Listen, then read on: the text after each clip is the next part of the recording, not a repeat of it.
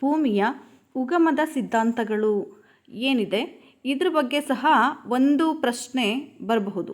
ಹಾಗಾಗಿ ಈ ಸಿದ್ಧಾಂತಗಳನ್ನು ಒಂದು ಸಲ ನೋಡೋಣ. ಭೂಮಿ ಹಾಗೂ ಸೌರವ್ಯೂಹದ ಉಗಮ ಏನಿದೆ ಈ ಕುರಿತು ಪ್ರತಿಪಾದಿಸಲ್ಪಟ್ಟ ಸಿದ್ಧಾಂತಗಳು ಒಂದು 10ರಿಂದ 12 ಸಿದ್ಧಾಂತಗಳು ನಿಮಗೆ ಸಿಗುತ್ತೆ. ಅದರಲ್ಲಿ ಮೊದಲನೇ ಸಿದ್ಧಾಂತ ಜ್ಯೋತಿರ್ಮೇಘ ಸಿದ್ಧಾಂತ, ನೆಬ್ಯುಲರ್ ಹೈಪೋಥಿಸಿಸ್ ಅಂತ ಕೂಡ ಇದನ್ನು ಕರೀತಾರೆ. ಈ ಜ್ಯೋತಿರ್ಮೇಘ ಸಿದ್ಧಾಂತ ನಿಮಗೆ ಭೂಮಿ ಉಗಮದ ಸಿದ್ಧಾಂತಗಳಲ್ಲಿ ತುಂಬ ಇಂಪಾರ್ಟೆಂಟ್ ಆಗಿರೋವಂಥದ್ದು. ಇದನ್ನು ಪ್ರತಿಪಾದಿಸಿದವರು ಇಮ್ಯಾನ್ಯುಯಲ್ ಕಾಂಟ್ ಮತ್ತು ಲ್ಯಾಪ್ಲೇಸ್ ಅಂತ. ಇಮ್ಯಾನ್ಯುಯಲ್ ಕಾಂಟ್ ಮತ್ತು ಲ್ಯಾಪ್ಲೇಸ್ ಅನ್ನೋಂಥವರು ಈ ಸಿದ್ಧಾಂತವನ್ನು ಪ್ರತಿಪಾದಿಸಿರೋದು 1755ರಲ್ಲಿ ಇಮ್ಯಾನ್ಯುಯಲ್ ಕಾಂಟ್ ಇದನ್ನು ಪ್ರತಿಪಾದಿಸ್ತಾರೆ. ಹಾಗೆಯೇ ಎರಡನೇ ಸಿದ್ಧಾಂತ ಉಬ್ಬರವಿಳಿತ ಸಿದ್ಧಾಂತ, ಟೈಡಲ್ ಥಿಯರಿ ಅಂತ ಇದನ್ನು ಕರೆಯುವಂಥದ್ದು. ಇದು ಸಹ ಜ್ಯೋತಿರ್ಮೇಘ ಸಿದ್ಧಾಂತದ ನಂತರ ಇಂಪಾರ್ಟೆಂಟ್ ಆಗಿರೋವಂಥ ಮತ್ತೊಂದು ಸಿದ್ಧಾಂತ.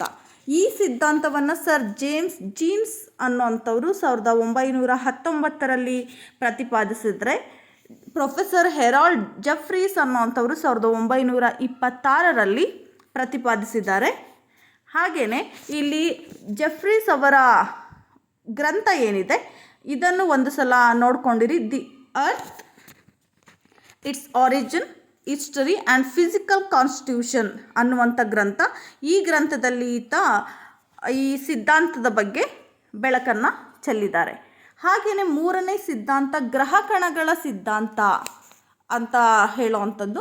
ಇದು ಚೇಂಬರ್ಲಿನ್ ಮತ್ತು ಮೌಲ್ಟನ್ ಅನ್ನುವಂಥವರು ಈ ಸಿದ್ಧಾಂತವನ್ನು 1904ರಲ್ಲಿ ಪ್ರತಿಪಾದನೆಯನ್ನು ಮಾಡಿದ್ದಾರೆ. ನಿಮಗೆ ಇದರ ಡೀಪಾಗಿ ನಿಮಗೆ ಇದರ ಒಳಗೆ ಏನು ಪ್ರಶ್ನೆಗಳು ಕೇಳಲ್ಲ, ಬದಲಿಗೆ ಇದನ್ನು ಪ್ರತಿಪಾದಿಸಿದವರು ಯಾರು ಅನ್ನೋವಂಥ ಪ್ರಶ್ನೆಗಳನ್ನು ಕೇಳಬಹುದು. ಇನ್ನೊಂದು ಸಿದ್ಧಾಂತ ದ್ವಿನಕ್ಷತ್ರ ಸಿದ್ಧಾಂತ ಅಂತ, ಬೈನರಿ ಸ್ಟಾರ್ ಥಿಯರಿ ಅಂತ ಇದನ್ನು ಕರೆಯುವಂಥದ್ದು.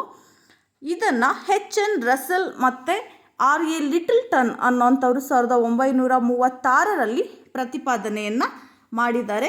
ಭೂಮಿಯ ಉಗಮದ ಸಿದ್ಧಾಂತದಲ್ಲಿ ಇದು ಸಹ ಒಂದು. ಇದು ಹೆಚ್ಚಾಗಿ ಭೂಮಿಯ ಉಗಮ ಸಿದ್ಧಾಂತಗಳಲ್ಲಿ ಅಷ್ಟೇನು ಮಹತ್ವ ಅಲ್ಲದೆ ಇರೋವಂಥದ್ದು ಅಂತ ಹೇಳ್ಬೋದು. ನಿಮಗೆ ಜ್ಯೋತಿರ್ಮೇಘ, ಉಬ್ಬರವಿಳಿತ ಅದೆರಡೂ ಸಹ ತುಂಬ ಇಂಪಾರ್ಟೆಂಟ್ ಇರುತ್ತೆ, ಅದರ ಬಗ್ಗೆ ಗಮನ ಇರಲಿ.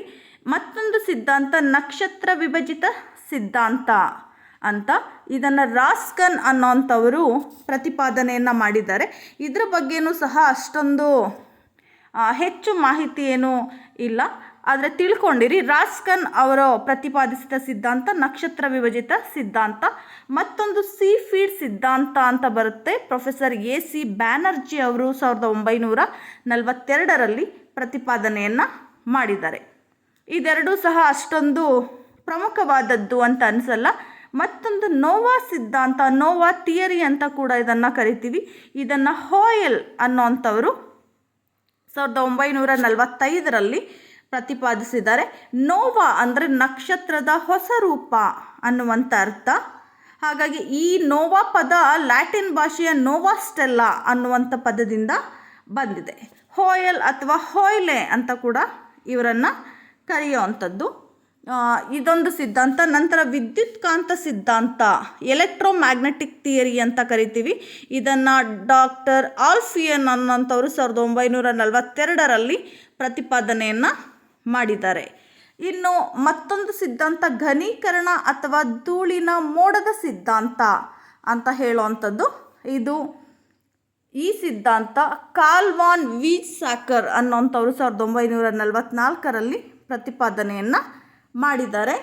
ಹಾಗೆಯೇ ಇವರು ಕಾಂಟ್ ಮತ್ತು ಲ್ಯಾಪ್ಲೇಸ್ ಏನು ಹೇಳಿದ್ದಾರೆ ಅವರ ಹೇಳಿಕೆಗಳನ್ನು ಆಧರಿಸಿ ಈ ಸಿದ್ಧಾಂತವನ್ನು ಪ್ರತಿಪಾದಿಸಿರುವಂಥದ್ದು. ಮತ್ತೊಂದು ಸಿದ್ಧಾಂತ ಮಹಾಸ್ಫೋಟ ಸಿದ್ಧಾಂತ, ಬಿಗ್ ಬ್ಯಾಂಗ್ ಥಿಯರಿ ಅಂತ ಇದನ್ನು ಕರೆಯುವಂಥದ್ದು. ಇದು ಅಬ್ಬೆ ಜಾರ್ಜಸ್ ಲಿಮೈತ್ರೆ ಅಂತ ಅವರ ಹೆಸರು. 1927ರಲ್ಲಿ ಈ ಸಿದ್ಧಾಂತವನ್ನು